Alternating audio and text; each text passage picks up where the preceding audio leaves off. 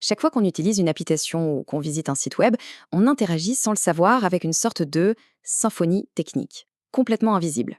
Aujourd'hui, on va justement soulever le capot pour voir comment un seul et unique ordinateur peut en réalité en cacher une centaine. C'est un peu ça, la magie qui fait tourner notre monde numérique. La question est légitime, non?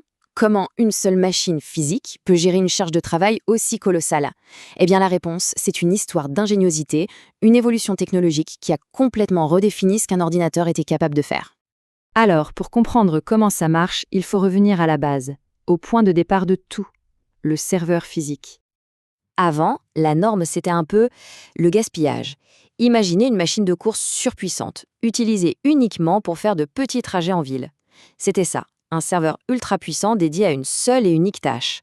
Efficace, oui, mais la plupart du temps, son potentiel était à peine effleuré. Le moteur tournait au ralenti. Face à ce gaspillage de ressources, une idée assez géniale a commencé à germer. Et si on pouvait faire en sorte qu'un seul serveur se comporte comme plusieurs serveurs indépendants, qu'il puisse se cloner en quelque sorte? C'est exactement ça, la virtualisation.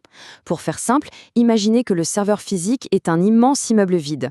La virtualisation, c'est l'architecte qui vient créer des cloisons, des étages, pour le diviser en dizaines d'appartements totalement indépendants.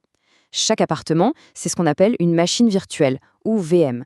Chacune a ses propres murs, son électricité, sa propre vie. Et là, la différence est flagrante. D'un côté, on avait un géant qui dormait la moitié du temps, de l'autre, on a une véritable ruche où chaque centimètre carré est utilisé. C'est bien plus qu'une simple amélioration, c'est une révolution en termes d'efficacité. Et voilà à quoi ressemble le poste de commande de notre architecte. Ça peut paraître un peu complexe au premier abord, mais c'est depuis cet écran qu'on peut créer, modifier et gérer chaque appartement virtuel. C'est vraiment la tour de contrôle de notre immeuble numérique. Et attention, ces appartements virtuels sont loin d'être rudimentaires. Ils sont hyper sophistiqués. Leur taille peut s'ajuster automatiquement en fonction des besoins. Ils peuvent stocker des quantités de données absolument gigantesques. Et le plus fou, c'est qu'on peut même déménager un appartement d'un immeuble à un autre en plein milieu de la journée sans que personne à l'intérieur ne s'en rende compte. C'est d'une flexibilité incroyable. Bon, nos appartements sont construits, c'est super. Mais dans le monde de la tech, la question qui revient toujours, c'est est-ce qu'on peut faire encore plus simple, encore plus efficace? La réponse est presque toujours oui. Parce qu'il y a un défaut dans notre analogie de l'appartement. Chaque VM doit avoir ses propres fondations, sa propre plomberie, son propre système d'exploitation complet. C'est lourd, ça prend du temps à démarrer, c'est un peu comme construire une maison entière juste pour y installer un seul lit.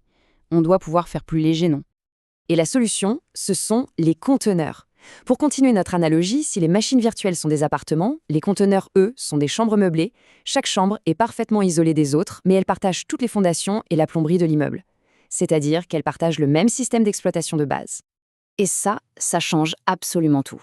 Un conteneur est tellement léger qu'il démarre en une fraction de seconde. Pour un développeur, c'est comme passer d'un supertanker à un jet ski. La vitesse et l'agilité sont juste incomparables. Et regardez à quel point c'est rapide en pratique. Étape 1, une simple ligne de commande, Docker Pull. Hop, le développeur télécharge le plan de sa chambre virtuelle. C'est tout. Étape 2, une autre commande, Docker Run. Et là, c'est l'étincelle. En un instant, l'application est construite, emballée dans sa petite boîte isolée et elle est prête à fonctionner. Et voilà, c'est fini. Une dernière commande pour vérifier que tout tourne bien, et c'est bon.